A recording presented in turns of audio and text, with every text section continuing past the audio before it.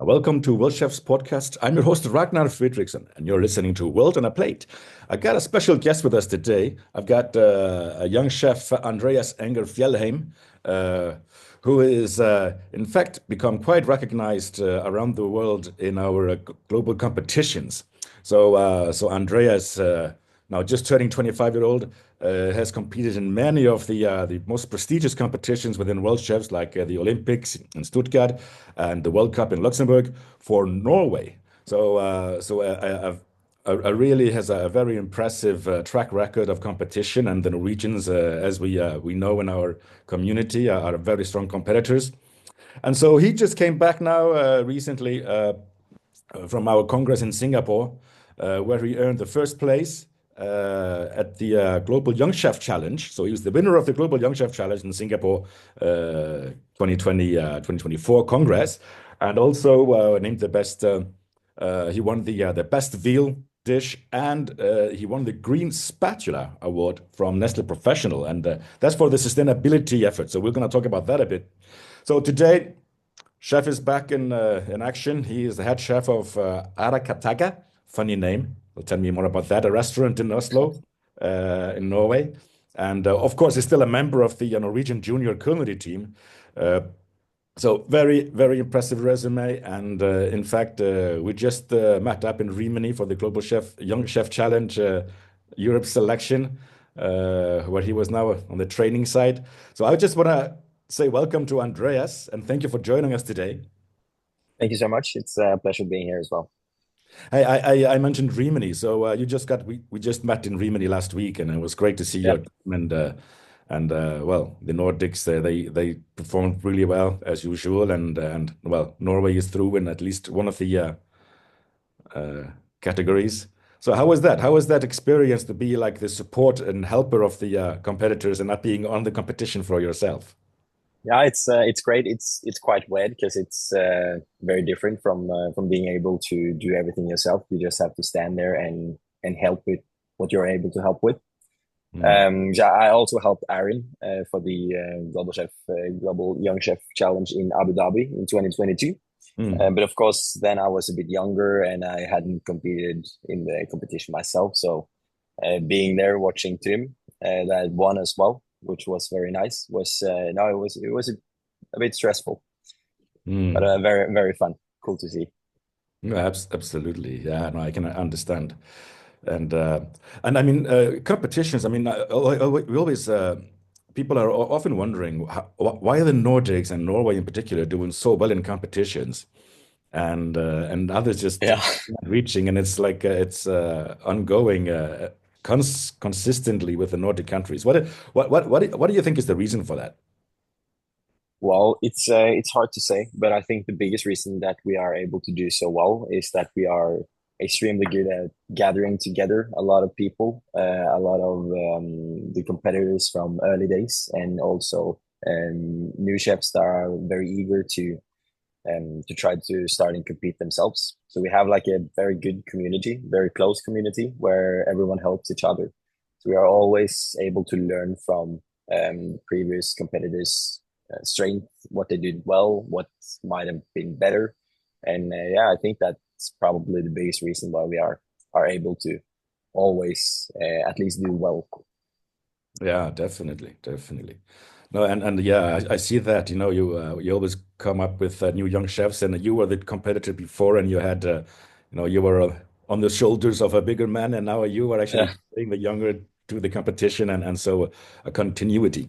So tell me, Hmm. so when did you start your chefing journey?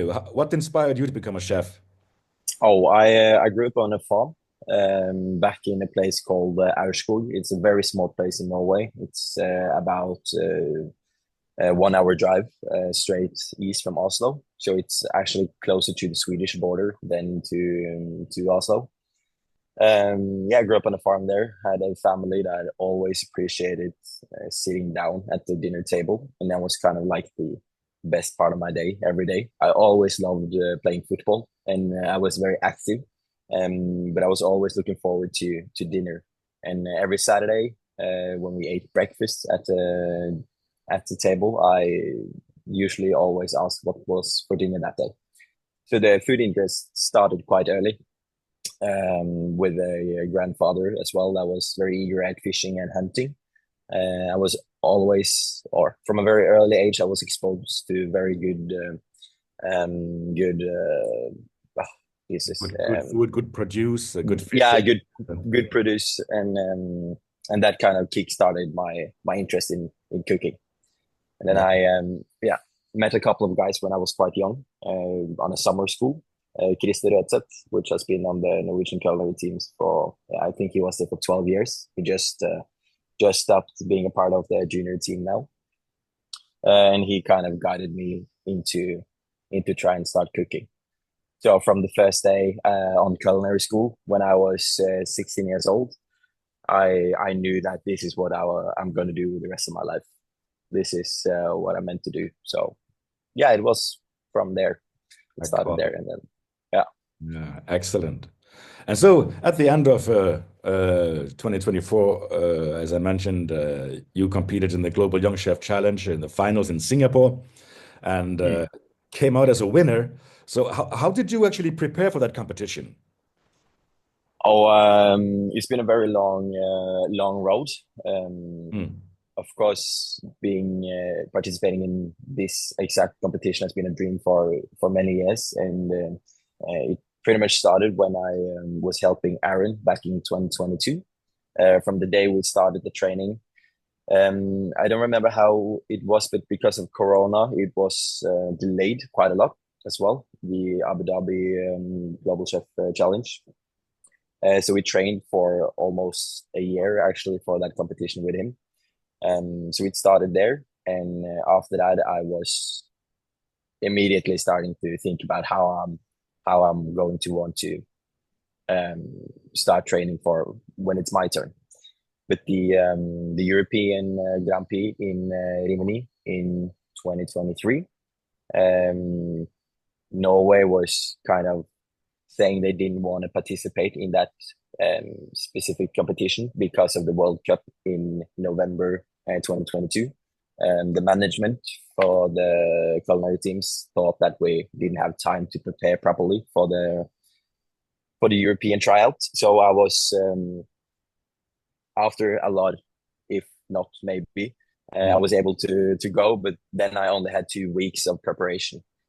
Yeah. So for the European tryouts, I was standing home at my kitchen bench after work, coming home at 12, 1, 2 p.m. Or a.m. in the morning, and training on my kitchen bench at my apartment before going back to work again. Because Yeah. that was the same time as I just got the head chef position here. Yeah. And yeah, when that did go well, I immediately starting to train for the Global Young Chef in Singapore. So it was Yeah. almost a year of preparation. But the last 3 months was the most productive, when I gathered the whole of my team, and we really started to focus on making every plate as perfect as we could. Yeah. Yeah. So what was the philosophy behind your the menu and what you were sort of wanted to express through your menu at the finals? Yeah, I of course, yeah, probably won't every chef in the world know what Arakataka, this restaurant, stands for, but we focus a lot on sustainability Mm. and trying to work as eco-friendly as we can. We work with produce and that comes from farms around Oslo, and we also exclusively work with whole animals. And we always use the byproducts as the stars in every dish we make here. So I really wanted to take that philosophy back to the competition, and try to make, of course, as little offcuts and byproducts as possible, and try to showcase how you can use different parts of the fish or whatever, to make a perfect dish, not just cutting out the perfect fillets or stuff like that. And I also really love the, what you say, when I cook veal, a filet of veal, uh, I want to fry it easy as possible, because the produce is so great on its own. So I want to showcase how the proteins can be just very naked, very natural, but as good as they can, and then I can try to make spend more time on different techniques on the vegetables. So the protein is always very clean and sleek. And also with the dessert as well, I wanted to try and use as much handcraft as possible. So yeah, that's pretty much what we started with when we started writing the menu. Okay, and that led to you also winning the Green Spatula Award, which actually Yeah, is a brand new award that Nestlé Professional has. We were developing the rules and the criteria with them, and it be didn't become known until very last minute. But so I guess for you it was a natural thing. yeah, it was an extra good feeling getting that award because then it's very great to get the recognition that you know that people actually see what you are doing and what you're trying to do. So I really appreciated them seeing every small details that I've done with the food and the way I was cooking to try to keep the sustainability as good as I could. Mm, excellent. And so the competition went really well for you, and thanks to good preparation. How was the atmosphere? How was the whole competing environment in going to Singapore? And did it It, go smoothly? yeah, it was great. Singapore is first of all, Singapore was an extremely cool country to come and visit. We also got a lot of help from someone in the local community with getting a kitchen we could do some of our preparations on and everything. So we felt extremely welcome from the second we set a foot in Singapore. And the whole competition and everything around was great as well. The information we got was great, and it just felt very professional and nice. I Mm. had a little like hiccup right before the competition though, where I get food poisoned Oh yeah. because I was dumb enough to eat some chicken from a market that I might not have should have done. So Sven Erik Reno, our Norwegian judge, came to me the day before and what the shit have you done? You look awful. So I was my shape wasn't the best when I competed, but everything else around and all the judges and all the other competitors as well was just it was great. It was a lovely experience. Excellent, excellent. And so you ended up, yeah, winning all these awards. So what was going through your head then when you get the final results and stand up as winner? Oh, yeah, I was extremely stressed because I knew, of course, all the other competitors was are great chefs, and I think the food looked very great on pretty much everyone's plates. I also knew the Italian guy a little bit because we competed in the European Grand Prix, and I knew the chef from Singapore had worked in Norway with a couple of my buddies up in Trondheim for a couple of years. So going in, I was quite stressed about the level all the other competitors had was on, and then my whole training session, I was pretty sure I was going to get the best fish dish award. And then when the Singaporean chef got that one, I felt like everything just dropped. So no, it just made me realize even more how much I appreciated actually being able to win the whole thing and also get the award for the best veal and sustainability award. And the sustainability, yeah. Yeah. So I mean, yeah, that's really a great achievement, and to also that that you came in with that philosophy of the sustainability award and sort of No, matched what the judges were looking for, and I guess maybe is that something that we should be looking into the future when we look at competitions when you're training young chefs. Is that something that we should be focusing more on, you think? yeah, definitely, especially with young chefs because it's quite difficult to. Well, it's usually not the first priority of a young chef to start. It's not the way we are teached, especially not me in school and stuff. The sustainability part isn't really um, what you're looking to improve. First you want to be good, like become a great chef and cook good and learn different techniques. Because the sustainability part is usually just like a second hand thing. So yeah, definitely. push that as much as it can, because it should be a basic knowledge for everyone how to make sustainable. But unfortunately, it isn't. Yeah, no, that's great to hear you say that because we are going to be working with the Nestlé Professional on trying to implement this award into not only into World Chefs Global Chef Challenge semifinals and finals, but we're going to try to incite all competitions to have this as a part of their criteria. Yeah, And of course, we have at World Chefs, we have our sustainability education that people can take online already in 2, 3 languages.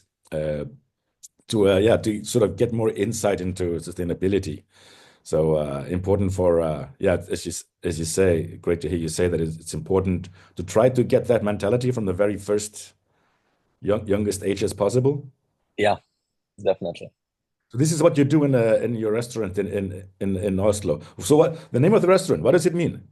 Um, yeah, so first of all, it's quite fun because the restaurant is started the same year I was born. So it's kind of a very old restaurant here in Oslo, at least. It's not that many places that have been opened for this long. But our owner, he's from Turkey. He came to Norway with nothing. He started up as doing dishwasher. He was a dishwasher at different restaurants and was doing very, very, very low key, just honest work.